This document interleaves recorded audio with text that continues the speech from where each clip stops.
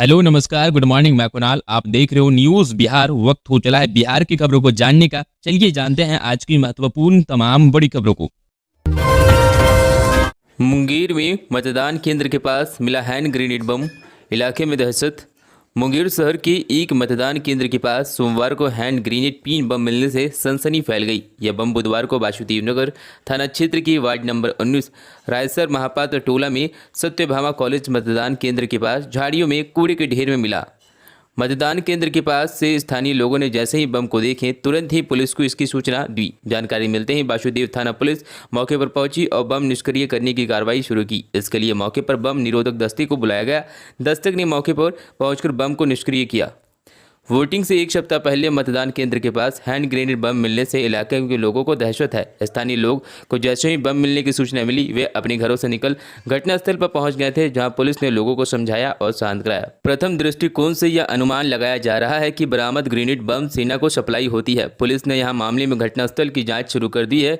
यह पता लगाने की कोशिश की जा रही है कि बम कहाँ से आया और इसे कौन लाया। इसके लिए आसपास के लोगों से पूछताछ भी की जा रही है। पुलिस ने लोगों से अपील की है कि कोई संदिग्ध वस्तु दिखने पर तुरंत ही पुलिस को इस बात की सूचना दी। बता दें कि लोकसभा चुनाव के चौथे चरण में मुंगेर में 13 मई को मतदान होना है। इस चुनाव में मुंगेर लोकसभा हॉट सीट बन चुकी है। यहां से एनडीए के उम्मीदवार जेडीयू के पूर्व राष्ट्रीय अध्यक्ष लल्लन सिंह, जिनका मुकाबला महागठबंधन की तरफ से राजद प्रत्याशी कुमार अनीता के साथ हो रहा है। अनीता बाहुबली अशोक महतो की नवविवाहिता पत्नी है। ऐसे में वोटिंग से एक सप्ताह पहले मतदान केंद्र के पास हैंड ग्रेनेड बम मिलने से खलबली मच गई है। मधुबनी से सटे इंडो नेपाल बॉर्डर 72 घंटे के लिए सील, सीमा पर बढ़ी चौकसी। लोकसभा चुनाव के तीसरे चरण में मधुबनी जिले के झाझापुर लोकसभा क्षेत्र में 7 मई यानी आज मतदान होता है। इसको देखते हुए मधुबनी जिले के सटे इंडो नेपाल बॉर्डर को सील कर दिया गया है। शनिवार की देर शाम चुनाव से 72 घंटे पूर्व बॉर्डर को सील कर दिया गया है। इंडो नेपाल बॉर्डर मंगलवार के देर शाम तक सील रहेगा। वहीं बॉर्डर के उस पार नेपाल एपीएफ के जवान और भारत में एसएसबी के जवान ने बॉर्डर क्षेत्र में चौकसी बढ़ा दी है। दोनों देश के सुरक्षा बलों ने अपनी अपनी तरफ से बॉर्डर में आने जाने वाले रास्ते पर बैरिकेडिंग कर सील कर दिया है। साथ ही दोनों देशों के सुरक्षा बल ज्वाइंट पेट्रोलिंग भी कर रहे हैं। एसडीएम वीरेंद्र कुमार ने बताया कि डीएम के निर्देश के आलोक में 72 घंटे तक बॉर्डर सील रहेगा। अति आवश्यक तथा आवश्यक कार्यों को छोड़कर दोनों देश के पैदल, ट्रेन एवं अन्य सभी प्रकार के वाहनों का आवागमन बंद रहेगा। एसएसबी ने जवान भारतीय क्षेत्र में बॉर्डर के एंट्री पॉइंट पर चौकसी बढ़ा दी है। वहीं बॉर्डर के उस पार नेपाल एपीएफ के जवान चौकसी कर रहे हैं। खबरों में आगे बढ़ने से पहले आपसे छोटा सा रिक्वेस्ट है, चैनल को सब्सक्राइब नहीं किए हैं तो चैनल को सब्सक्राइब करके बेल आइकन प्रेस कर दीजिए ताकि खबरों का अपडेट आपको सही समय पर मिलता रहे। चलिए बढ़ते हैं हम अपनी खबरों की तरफ। बाहुबली अनंत सिंह की सीएम नीतीश ने की खूब तारीफ। विधायक नीलम देवी की तरफ देखकर कही यह बात। 13 मई को मुंगेर में लोकसभा चुनाव का मतदान है, जहां लल्लन सिंह एनडीए की उम्मीदवार है। लल्लन सिंह की जीत को सुनिश्चित करने के लिए उनके प्रचार कार्यक्रम में मुख्यमंत्री नीतीश कुमार ने मुंगेर संसदीय क्षेत्र के पॉइंट में आयोजित चुनावी सभा में पहुंचे। उस चुनावी सभा में मुख्यमंत्री नीतीश कुमार के साथ मंच पर मोकामा विधायक व बाहुबली अनंत सिंह की पत्नी नीलम देवी भी मौजूद थी। नीतीश कुमार अपने भाषण के दौरान कहा कि बीच में थोड़ा बहुत इधर उधर हो गए थे, लेकिन अब देखिए वह भी साथ आ गई हैं। इस दौरान मुख्यमंत्री नीतीश कुमार ने बाहुबली अनंत सिंह की भी जमकर खूब तारीफ की। मुख्यमंत्री नीतीश कुमार ने तेजस्वी यादव पर तंज कसते हुए कहा कि यह लोग पूरा गड़बड़ कर रहा था, माल कमाने के चक्कर में था, इसलिए हमने उन लोगों के साथ छोड़ दिया। मुख्यमंत्री ने कहा कि चुनाव के बाद हम तो जांच कराएंगे ही। मुख्यमंत्री ने कहा 1995 से हम लोग भाजपा के साथ हैं, बीच में 2 बार हम इधर उधर हो गए थे, लेकिन अब हम भी साथ साथ हैं। मुख्यमंत्री नीतीश कुमार ने बाहुबली अनंत सिंह की पत्नी और जनता दल यूनाइटेड के विधायक नीलम देवी की ओर देखते हुए कहा कि इनके पति से संबंध हमारा पुराना है, बीच में थोड़ा बहुत इधर उधर हुआ, लेकिन वह खत्म होकर फिर दोबारा आ गए हैं। इनके पिताजी से हमारा संबंध पुराना रिश्ता है, हम लोग 95 से साथ हैं। मुख्यमंत्री नीतीश कुमार ने जनता दल यूनाइटेड के प्रत्याशी लल्लन सिंह को जिताने की अपील की। इस दौरान उन्होंने कहा कि आप लोगों ने हमें 5 बार जिताकर सांसद भेजा है, उसी तरह अब लल्लन सिंह यहां से आपके सांसद है। इन्होंने बिना किसी की कोई जाति को देखते हुए सबके लिए काम किया है, इसलिए आप लोगों को इनकी जीत को सुनिश्चित कीजिए। सुपौल लोकसभा के उम्मीदवार पर हमला, बदमाशों ने घर से उठाकर पीटा, फिर पेड़ से टांग दिया। सुपौल में लोकसभा चुनाव के तीसरे चरण में 7 मई यानी आज मतदान होना है। उससे पहले चुनाव लड़ रहे एक प्रत्याशी पर जानलेवा हमला का मामला सामने आया है। बदमाशों ने राष्ट्रीय जनसंभावना पार्टी के उम्मीदवार कलीम खां को घर से उठा लिया और फिर जमकर पिटाई की। उसके बाद पेड़ से टांग दिया। सुपौल एसपी शशि यादव ने कहा है कि उम्मीदवार की सुरक्षा के लिए उन्हें बॉडीगार्ड मुहैया करा दिया गया है। पुलिस मामले की छानबीन कर रही है। जानकारी के मुताबिक पिपरा थाना क्षेत्र के टाढ़ी भवानीपुर में सुपौल लोकसभा चुनावी में एक उम्मीदवार मोहम्मद कालिम खां को बदमाशों ने मारपीट कर घायल कर दिया। सूचना पर पहुंची पुलिस ने घायल प्रत्याशी को सदर अस्पताल में भर्ती कराया। टाढ़ी भवानीपुर निवासी मोहम्मद कालिम खां सुपौल लोकसभा क्षेत्र से राष्ट्रीय जनसंभावना पार्टी के उम्मीदवार हैं। तुम्हारे घर पर बुरी साया का प्रकोप है, मौत का खौफ दिखा ठगने वाले 3 साथी धराए।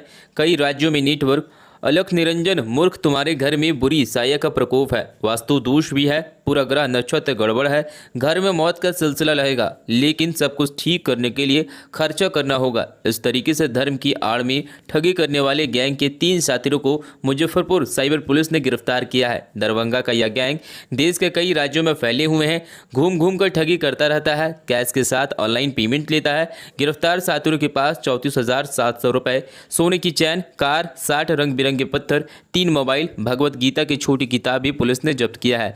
इसका खुलासा सोमवार को सिटी एसपी अवधेश सरोज दीक्षित ने किया है।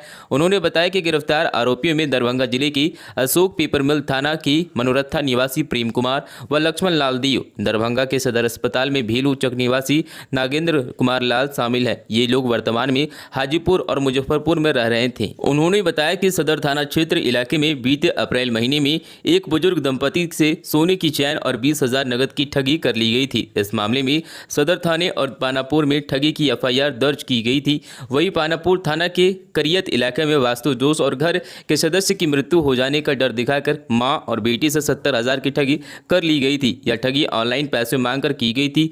इस मामले में मुजफ्फरपुर साइबर थाना में प्राथमिकी दर्ज की गई थी। घटना को लेकर एसएसपी के निर्देश पर साइबर थाना के नेतृत्व में एक टीम का गठन किया गया था। टीम की जांच में जुटी थी। इलाके में सीसीटीवी कैमरे को खंगाला गया। इसमें कुछ संदिग्ध नजर आए।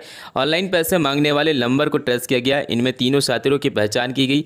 तीनों की गिरफ्तारी की गई। इनके पास कैश, सोने की चैन समेत अन्य सामान बरामद किया गया।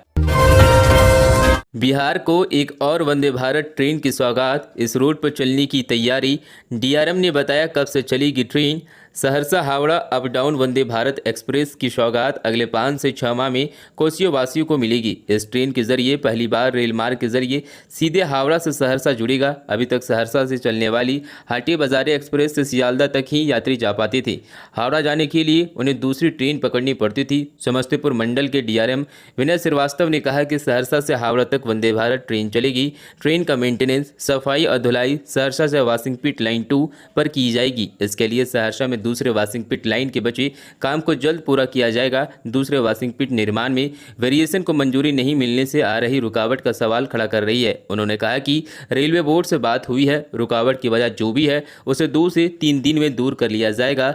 उन्होंने कहा कि दूसरे वाशिंग पिट का निर्माण चल रहा है, जो बचे हुए काम उसको पूरा करने के बाद रेलवे संबंधित विभाग को कहा गया है। डीआरएम ने कहा कि सहरसा हावड़ा वंदे भारत एक्सप्रेस के परिचालन से पहले सहरसा के दूसरे वाशिंग पिट पर ओएचई की सुविधा बहाल की जाएगी। 430 वोल्ट की सप्लाई जोड़ा किया जाएगा।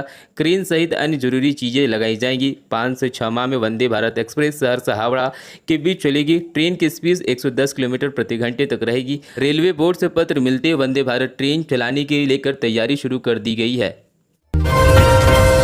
2 दिन बिहार में रहेंगे मोदी। 12 मई को पटना में रोड शो, 13 को हाजीपुर, छपरा, मुजफ्फरपुर में रैली। प्रधानमंत्री नरेंद्र मोदी आगामी 12 मई को बिहार की राजधानी पटना में रोड शो करेंगे। बिहार भाजपा के प्रस्ताव पर पीएमओ की मंजूरी मिल गई है। पीएम पटना में रात्रि विश्राम भी करेंगे। प्रधानमंत्री की ओर से बिहार में पहली बार रोड शो किया जा रहा है। पार्टी नेताओं के अनुसार प्रधानमंत्री की रोड शो का प्रस्ताव बीते दिनों भेजा गया था। अब पीएमओ ने इसकी मंजूरी दे दी है। पीएमओ से मिली मंजूरी के साथ ही पटना के पीएम के रोड शो का चार्ट तैयार किया जा रहा है। पीएम मोदी कम से कम आधे घंटे शहर में रोड शो करेंगे। मौजूदा प्रस्ताव के अनुसार आईकर गोलंबर से पीएम रोड शो शुरू होगा। डाक बंगला चौराहा होते हुए कदमकुआं में रोड शो समाप्त होगा। प्रदेश भाजपा अध्यक्ष सह उप मुख्यमंत्री सम्राट चौधरी ने कहा कि रोड शो को लेकर आवश्यक तैयारी की जा रही है। रोड शो को अगले 13 दिन यानी 13 मई को पीएम राज्य के 3 लोकसभा क्षेत्र यानी 9:30 बजे हाजीपुर, 10:30 बजे वैशाली और मोतीपुर तो 12 बजे सारण की चुनावी जनसभा को संबोधित करेंगे। गौरतलब है कि इससे पहले पीएम मोदी 7 चुनावी जनसभा को संबोधित कर चुके हैं। नीट एग्जाम में पूर्णिया में भी खेला। नीतीश कुमार समेत 4 मुन्ना भाई गिरफ्तार। 5 से 10 लाख में डील।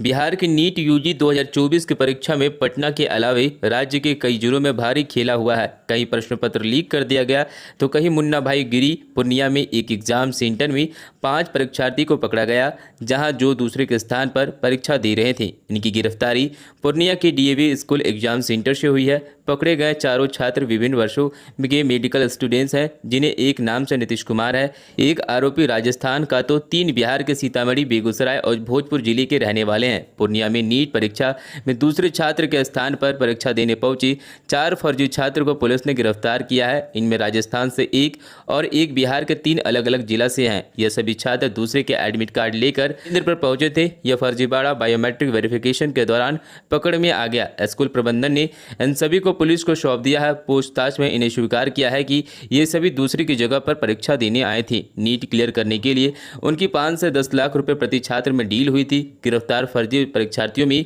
भोजपुर जिले निवासी नीतीश कुमार, राजस्थान जारौल निवासी कमलेश कुमार, बेगूसराय निवासी सौरभ कुमार और सीतामढ़ी निवासी मयंक चौधरी के रूप में की गई है। बिहार में हवा ने बदली चाल। आज से दक्षिण पश्चिम इलाकों में वर्षा के आसार। अलर्ट जारी। कई दिनों से पश्चिम की ओर चल रही हवा ने देर रात अपना रुख बदल दिया। हवा की चाल पूरब की ओर हो गई है। इधर कृषि विज्ञान केंद्र के प्रमुख विज्ञानी डॉक्टर देवकरण ने भारतीय मौसम विज्ञान केंद्र विभाग के हवाले से सोमवार को बताया कि बुधवार से जिला में वर्षा के आसार हैं। उन्होंने कहा कि इस दौर में जिला में किसी भूभाग में हल्की या मध्यम वर्षा हो सकती है। हालांकि पटना मौसम विज्ञान केंद्र ने अपने पूर्वानुमान में मंगलवार से राज्य के दक्षिण पश्चिम इलाके में वर्षा की उम्मीद जाहिर की है। इधर सोमवार से लगभग 13 से 14 किलोमीटर प्रति घंटे की गति से नमीयुक्त पूर्वैया बह रही थी। मौसम में उष्ण लहर के प्रभाव नहीं होने से अधिकतम तापमान में गिरावट आई है। वहीं न्यूनतम तापमान पहले दिन की अपेक्षा बढ़ा है और दर्ज भी किया गया, जहां न्यूनतम तापमान ने 25 डिग्री सेल्सियस दर्ज किया गया। वहीं अधिकतम तापमान 39 डिग्री सेल्सियस था। हालांकि पूरे दिन निखरी चिलचिलाती धूप के लोगों के लिए असहज बनी हुई थी। हाईकोर्ट के आदेश पर हुई कुलपतियों की मीटिंग में के पाठक नहीं पहुंचे। नहीं मिला कर्मियों को वेतन। पटना हाईकोर्ट के निर्देश पर शिक्षा विभाग के साथ विश्वविद्यालय के कुलपतियों सहित अधिकारियों को सोमवार को 5 घंटे बैठक हुई। 8 जनवरी के बाद यह पहली बैठक थी जब शिक्षा विभाग के अधिकारियों के साथ विश्वविद्यालय के कुलपति सहित सभी शीर्ष अधिकारी आमने सामने हुए। बैठक के दौरान कुलपतियों ने कहा कि हाईकोर्ट के निर्देश पर शिक्षा विभाग के विश्वविद्यालय को खाता संचालन पर रोक हटा तो ली है, लेकिन राशि नहीं भेजने के कारण शिक्षकों व कर्मियों का वेतन व पेंशन का भुगतान नहीं हो पा रहा है। जनवरी से अप्रैल तक की वेतन और पेंशन का भुगतान लंबित है। बैठक में शिक्षा विभाग के अपर मुख्य सचिव के पाठक की बैठक में नहीं आने पर कुलपतियों ने आपत्ति जताई। इस पर शिक्षा विभाग के सचिव वैद्यनाथ यादव ने बताया कि स्वास्थ्य कारणों से वे बैठक में नहीं आ सके। शिक्षा सचिव ने शिक्षा विभाग की ओर से विश्वविद्यालयों से लंबित प्रस्तुतिकरण दिया। पूरी बैठक वीडियो रिकॉर्डिंग के बीच हुई।